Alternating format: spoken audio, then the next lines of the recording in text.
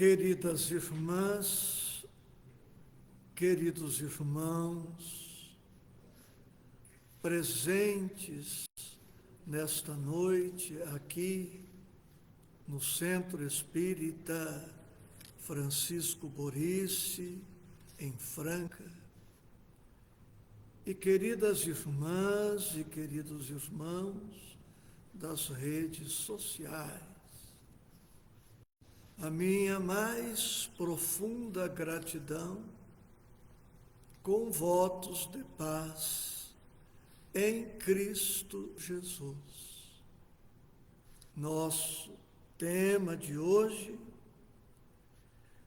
o que se deve entender por pobres de espírito. Trata-se do primeiro tópico do capítulo 7 do Evangelho segundo o Espiritismo. Bem-aventurados os pobres de espírito. Convido a todas, a todos, para que, em sendo possível, abram o Evangelho no capítulo e no item mencionado. O que se deve entender por pobres de espírito. E Allan Kardec inicia este capítulo destacando o versículo 3 do capítulo 5 do Evangelho segundo Mateus, assim anotado: bem-aventurados os pobres de espírito, pois que deles é o reino dos céus. Bem-aventurados os pobres de espírito, pois que deles é o reino dos céus. Amados, sem contestação possível, Jesus é o homem mais feliz de todos os tempos da humanidade. E ele veio até nós apresentar-se como modelo de homem feliz e veio para legar-nos o roteiro, a fim de que todos nós conquistemos a felicidade. Desde antes da vinda de Jesus, o tema felicidade era já conhecido e escolas filosóficas se formaram em torno deste tema. Segundo uma certa escola anterior a Jesus, a criatura humana seria mais feliz quanto mais bens possuísse ou detivesse. Uma outra escola defendia uma outra tese diametralmente oposta.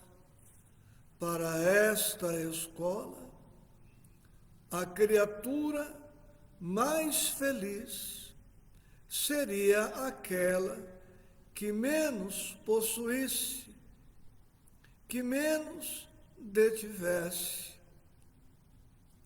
A escola que propunha a felicidade na posse dos bens, estimulava, pois, a todos os seus profitentes a que amealhassem a maior soma de valores, para que mais felizes se sentissem. Ocorre que toda pessoa, quanto mais detém, quanto mais possui de bens materiais, mais ansiedade, mais estresse, mais inquietação, mais insegurança, mais incertezas ela experimenta. E aquele que nada possui, também não pode experimentar a felicidade que o desprendimento absoluto propõe, porque sem moradia, sem alimentação, sem os recursos mínimos, básicos para a sobrevivência, como experimentar felicidade ante as tantas necessidades que a nossa condição humana nos propõe, nos expõe. O Cristo vem e apresenta-nos um conceito novo de felicidade. E ele evita esta expressão, felicidade, substituindo-a por uma outra, bem-aventurança. E esta expressão, bem-aventurança, propõe-nos um novo tipo de felicidade, uma felicidade atemporal, uma felicidade que transcende o corpo, que transcende a vida material, uma felicidade que vai para além da vida física, uma felicidade que independe de possuir tudo, ou uma felicidade que independe de outros fatores humanos. Uma felicidade, portanto, construída e mantida e sentida espiritualmente. O Evangelho, que se constitui no roteiro completo para a felicidade, propõe que esta felicidade seja construída no âmago do Espírito, em nossa essência mais profunda.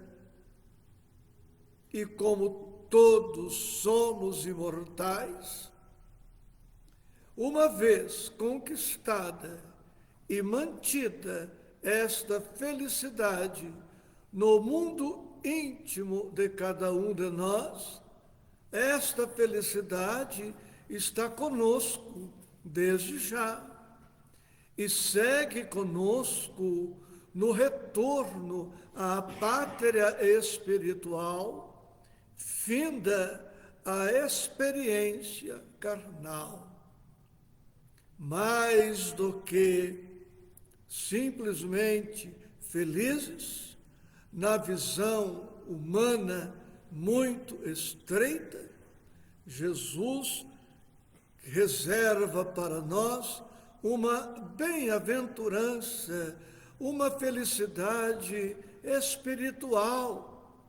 Jesus quer que nos sintamos e que sejamos efetivamente muito abençoados, porque a felicidade real está nas bênçãos divinas que os nossos espíritos podem, necessitam e devem conquistar.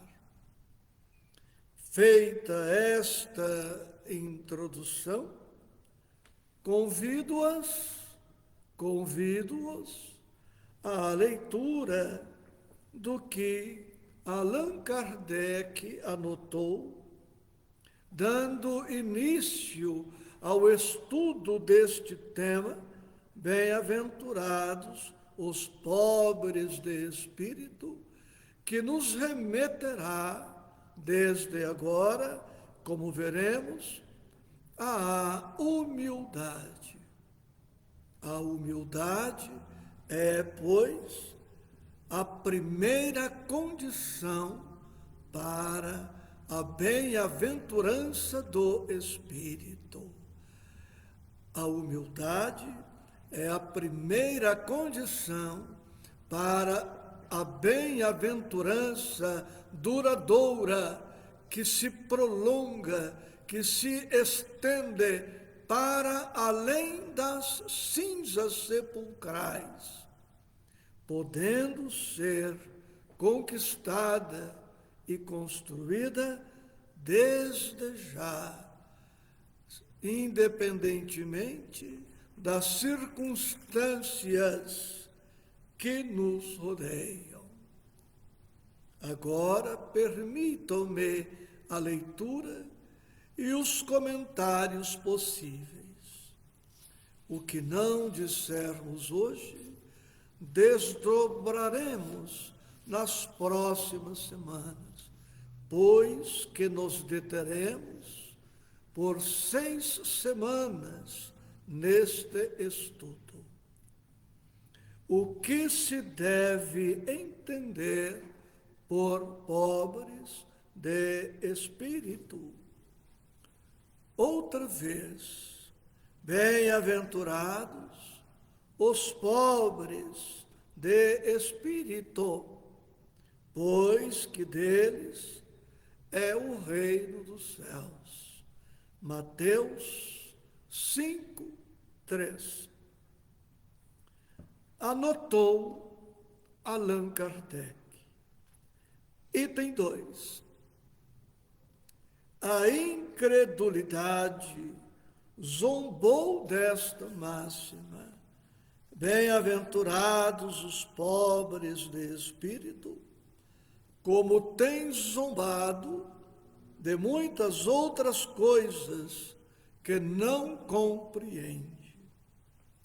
Por pobres de espírito, Jesus não entende os baldos de inteligência, mas os humildes, tanto que diz ser para estes o reino dos céus, e não para os orgulhosos. Os homens de saber e de espírito, no entender do mundo, formam geralmente tão alto conceito de si próprios e da sua superioridade, que consideram as coisas divinas como indignas de lhes merecer a atenção, concentrando sobre si mesmos os seus olhares, eles não os podem elevar até Deus. Essa tendência de se acreditarem superiores a tudo, muito a miúde, os leva a negar aquilo que, estando-lhes acima, os depreciaria. a negar até mesmo a divindade. Ou, se condescendem em admiti-la, contestam-lhe um dos mais belos atributos, a ação providencial sobre as coisas deste mundo, persuadidos de que eles são suficientes para bem governá-lo. Tomando a inteligência que possuem para a medida da inteligência universal e julgando-se aptos a tudo compreender, não podem crer na possibilidade do que não compreendem. Consideram sem apelação as sentenças que proferem.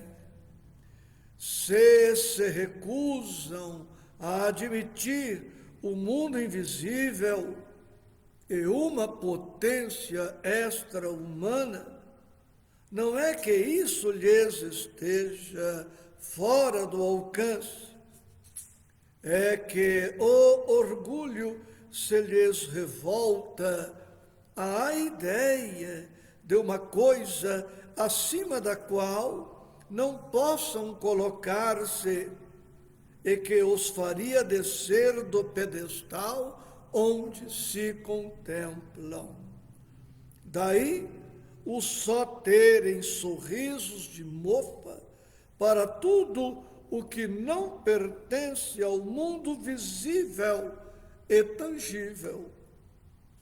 Eles se atribuem espírito e saber em tão grande cópia que não podem crer em coisas, segundo pensam, boas apenas para gente simples, tendo por pobres de espírito os que a tomam a sério.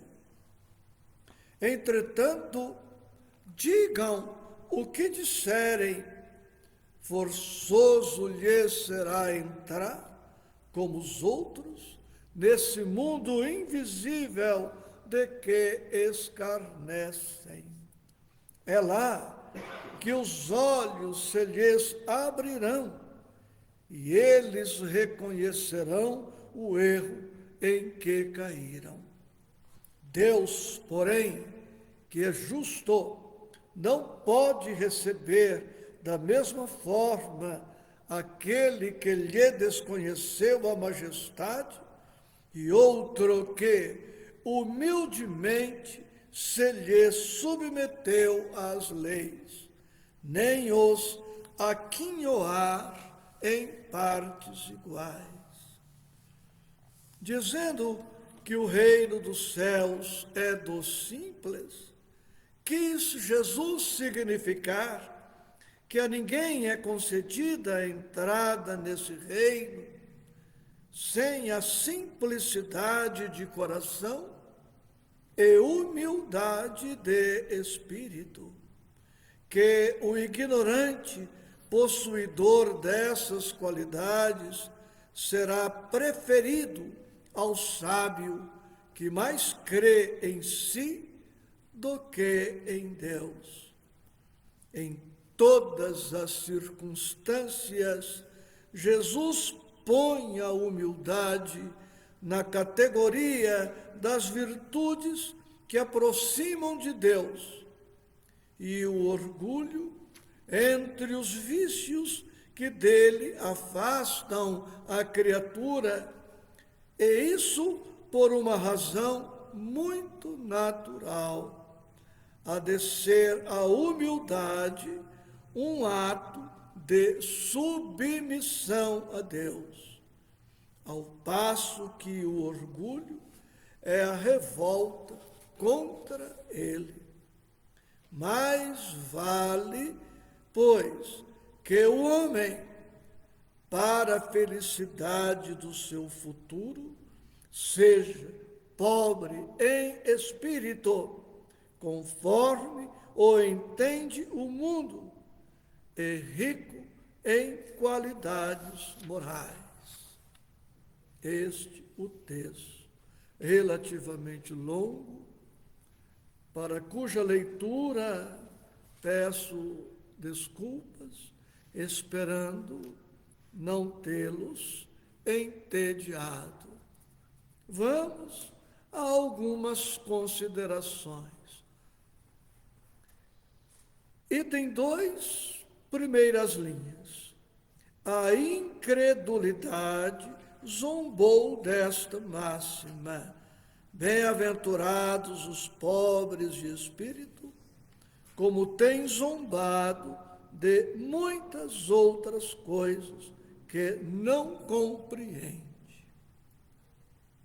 Kardec se expressa assim: a incredulidade zombou desta máxima.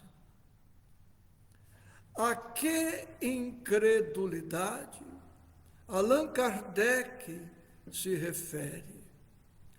Ou a mesma indagação de outra forma: quem são estes incrédulos, descrentes, que zombam da máxima de Jesus? Para responder, recordo a nossa humanidade. A humanidade nossa, atual, e a humanidade de todos os tempos.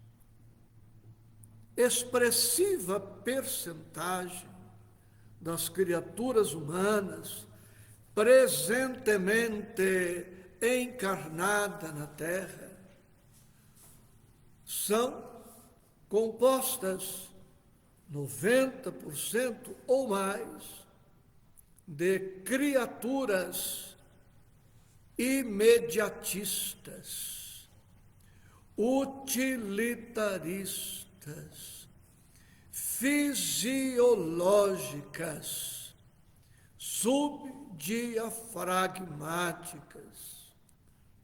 90% ou mais da humanidade vivem em função dos interesses orgânicos e dos interesses materiais. Mais de 90%, portanto, vivem em função do comer, do beber, do vestir, do morar, do sexo, do trabalho material, nem sempre buscado com motivação, com vocação, com alegria, com interesse, trabalho material buscado pela possibilidade de remuneração que garante o comer, o beber, o vestir, o viver de maneira empobrecida, imediatista.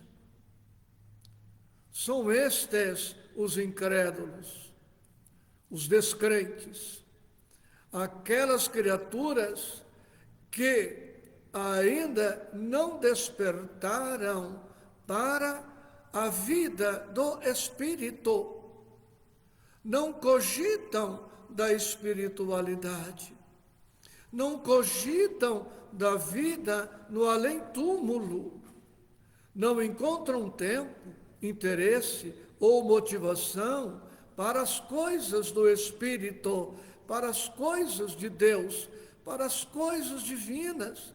Portanto, não atentam e não despertaram para o Cristo, para a sua mensagem, para a sua exemplificação. São criaturas indiferentes ao Evangelho, vivem distraídas, e tão distraídas que nem da morte orgânica cogitam, não encontram tempo, motivação, interesse para meditarem por um minuto que seja ao longo de uma vida na possibilidade certa da morte próxima, imediata. Vivem como se nunca fossem morrer e morrem como se nunca tivessem vivido verdadeiramente. É uma vida puramente orgânica, sensual, material. E essas criaturas, não vivendo para os valores espirituais, não entendem o valor, a importância e as necessidades das virtudes. Estes 90% ou mais são aqueles que vão rir da sentença: abençoados são os humildes, porque deles é o reino dos céus. Porque para os imediatistas que vivem em razão do possuir, da posse, que colocam a felicidade no ter, e quanto mais deter, segundo pensam, mais felizes serão, estes realmente acham ridícula, desnecessária, inútil esta sentença: bem-aventurado o pobre de espírito, porque também não se permitem meditar o em que consiste. Mas a doutrina espírita, recordando Jesus, revivendo Jesus, vem ao encontro de todos nós, dizendo-nos que pobre de espírito não é aquele que não possua nenhum bem. Pobre de espírito não é o desempregado. Pobre de espírito não é o favelado ou o que vive em comunidade, segundo a expressão mais recente. Pobre de espírito não é necessariamente o mal vestido, o maltrapilho.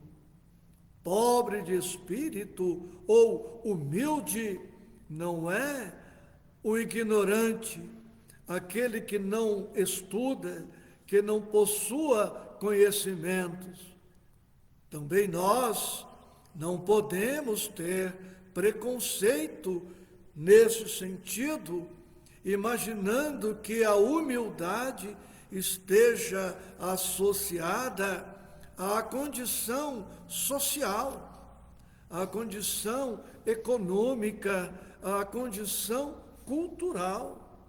Por isto, Jesus foi muito claro: pobres de espírito, e não pobres sociais, pobres culturais, pobres econômicos, porque encontramos pessoas bem postas culturalmente, socialmente, que são favorecidas por uma inteligência maravilhosa e são humildes, de espírito.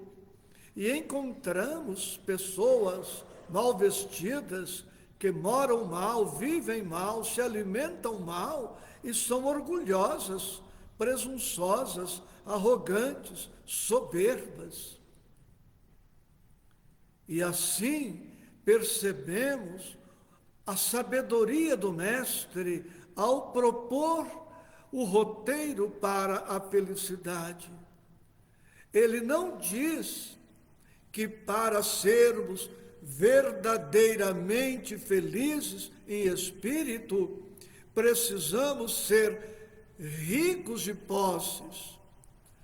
Mas ele também não diz que para sermos felizes verdadeiramente temos que ser desprovidos de todos os recursos materiais.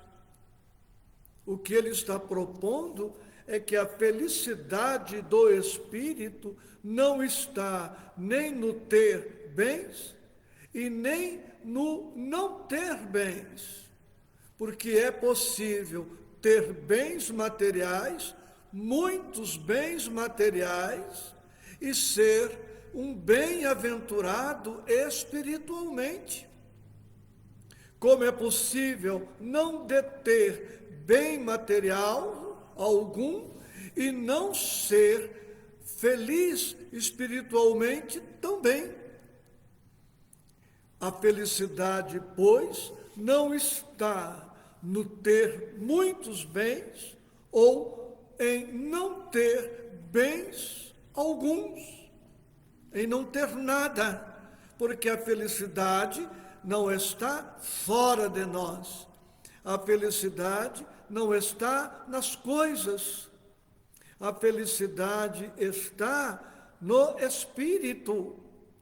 E para que esteja efetivamente no espírito, precisamos construir esta felicidade. Jesus vai dizer, mais adiante, ainda no item 2, isso, que humildade significa submissão às leis divinas. No parágrafo aqui, em nossa edição, que começa assim, é o penúltimo parágrafo do item 2. Entretanto, digam o que disserem, forçoso lhes será entrar como os outros nesse mundo invisível de que escarnecem. É lá que os olhos se lhe abrirão. E mais adiante, neste parágrafo, está dito: Deus, porém, que é justo, não pode receber da mesma forma aquele que lhe desconheceu a majestade e outro que humildemente se lhe submeteu às leis.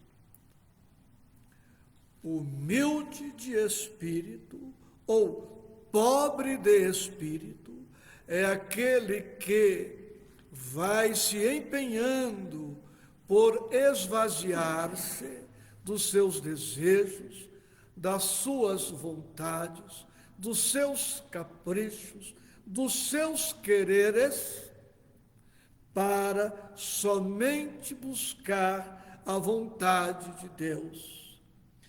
Humilde de espírito, independe da fortuna material ou da pobreza material. O rico, materialmente falando, que obedece às leis divinas, é feliz, é bem-aventurado, não porque seja rico, mas porque obedece às leis divinas. Aquele destituído de muitos bens materiais e que se submete à vontade de Deus é feliz, não porque tenha poucos bens, mas porque se ajusta à vontade de Deus. A felicidade do espírito está no espírito e não nas coisas exteriores, e não nos bens materiais. Por esta razão, pode-se ter, vamos repetir para fixar, pode-se possuir muitos bens materiais e ser-se muito feliz espiritualmente, desde que coloquemos todos estes bens materiais a serviço de Deus, na obediência às leis divinas. Então o rico que é justo, bondoso, misericordioso, amoroso, desprendido, este é feliz, não porque possua bens materiais, mas porque é rico espiritualmente. Como está no último parágrafo, ele tem conexão com Deus, vive próximo de Deus. Aquele que está numa condição social, cultural, precária, mas é desobediente a Deus, não se adequa à vontade de Deus, é revoltado, ácido, amargo, azedo, desesperado, vive divorciado da vontade do Pai. Este é infeliz, não porque não possua coisas, mas porque anda divorciado do que Deus estabelece como sendo o caminho, o roteiro, o meio para a nossa felicidade.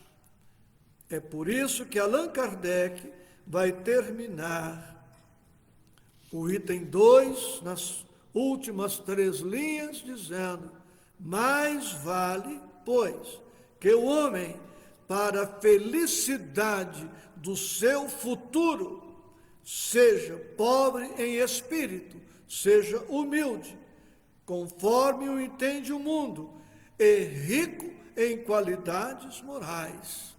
Não basta ser pobre materialmente, é preciso ser rico moralmente, é preciso ser rico espiritualmente falando.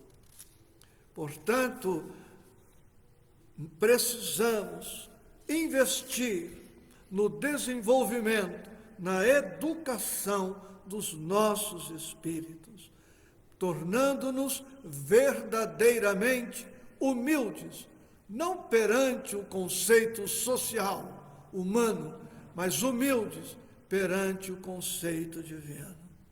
Profunda gratidão, com votos de paz em Cristo Jesus. Boa noite, pessoal.